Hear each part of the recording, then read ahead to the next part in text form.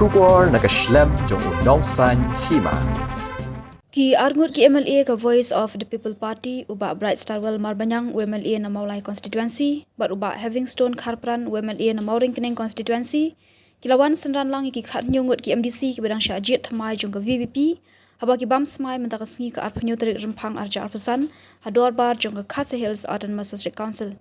kini ki arngut ki MLA kila poi syake HADC ha ka Pol Minstap Syaban sedang ke Dorbar bat kila syong hajrong ke badai ke galeri bansa khilang haba ki MDC ka VPP bat ki wei de ki MDC ki seng sign perthei ki bam Smai ba ki long ki MDC bapura kat kum ke jimpenya ka riti trekam ka ri India hadien ba kiladap ban sya ajiat ki pat ba lingba ka election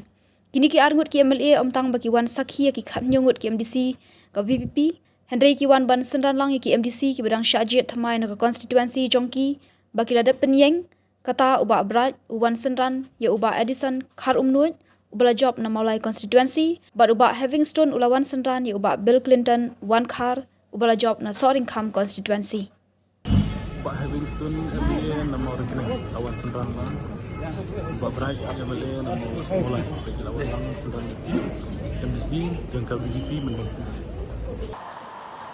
I, Edison Carnwood,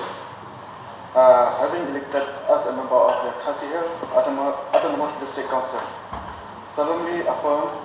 that I will bear true faith and allegiance to the Constitution of India as by law established, and that I will faithfully discharge the duty upon which I am about to enter.